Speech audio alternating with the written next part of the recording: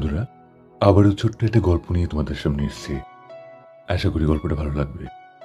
ছোট্ট একটা শহরে অভি নামের একটা ছেলে থাকতো। পড়াশোনায় বেশ ভালোই ছিল, কিন্তু তার একটা দোষ ছিল। সে প্রত্যেকটা কাজকেই এড়িয়ে যেত।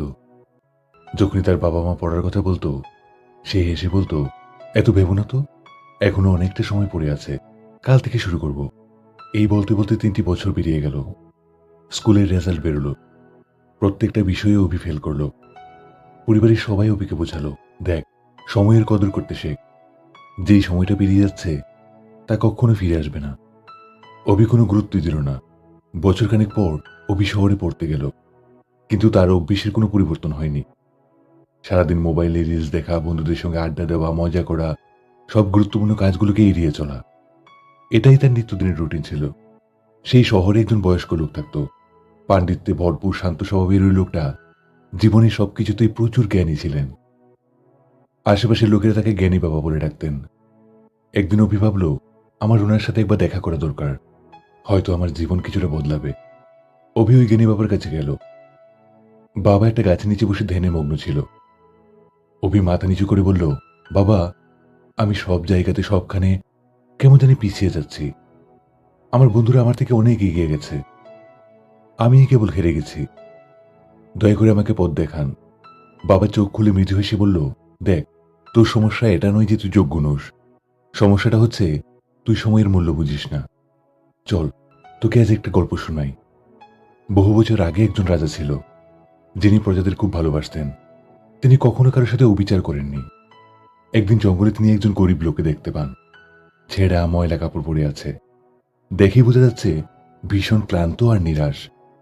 রাজা বলল, তুমি কি জীবনে কিছু করতে চাও না? গরিব লোকটা বলল, চেষ্টা করেছি মহারাজ, কিন্তু কেউ সাহায্য করেনি। মনে হয় আমার ভাগ্যটাই খারাপ। রাজা মৃদু হেসে বলল, ঠিক আছে, আজ আমি তোমাকে একটা সুযোগ দিচ্ছি।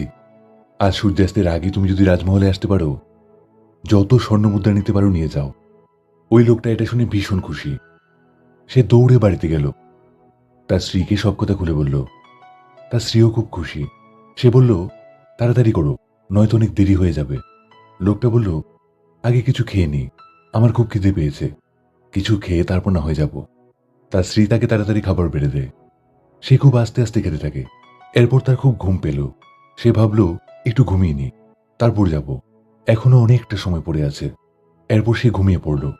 দেখতে দেখতে 2 ঘন্টা পেরিয়ে গেল। হঠাৎ করে ঘুম ভাঙতেই সে রাজমহলের দিকে দৌড়াতে থাকে।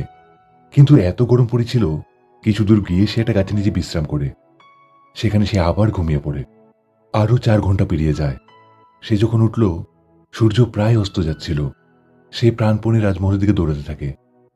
রাজমহলের কাছে গিয়ে দেখে মহলের দরজাটা বন্ধ হয়ে গেছে। সেখানেই সে কান্নায় ভেঙে পড়ে। জীবনে ধনী হবার রাস্তাটা সময়ের প্রতি অবহেলার কারণে নষ্ট হয়ে গেল।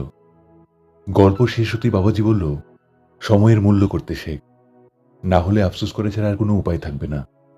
অভির ভেতরে যেন একটা বিদ্যুৎ চমকে উঠল। সেখানেই সে চুপ করে থাকলো। তার চোখ দিয়ে জল গড়াতে থাকে। সে বাবাজিকে প্রণাম করে সংকল্প নিল, আজ থেকে এক মুহূর্ত সময়ও সে নষ্ট করবে না। তারপর থেকে অভির জীবন কেমন পাল্টে গেল। এখন থেকে সে আর মোবাইলে রিলস দেখা, বন্ধুদের সঙ্গে ফালতু আড্ডা দেওয়া একেবারে বন্ধ করে দিল। সে একটা টাইম টেবিল বানিয়ে ফেলে। ভোর 5টায় উঠে 5 ঘন্টা মনোযোগ দিয়ে পড়ত। রাতে আবার সেগুলোকে রিভিশন দিত। বন্ধুদের বদলে বই তার বেস্ট ফ্রেন্ড হয়ে গেল। কয়েক মাসের মধ্যেই তার আত্মবিশ্বাসটা আরো বেড়ে গেল। পড়াতে সে ভীষণ মনোযোগী হয়ে উঠল। যে অভি ক্লাসের লাস্ট বই ছিল, সে এখন ক্লাসের টপার।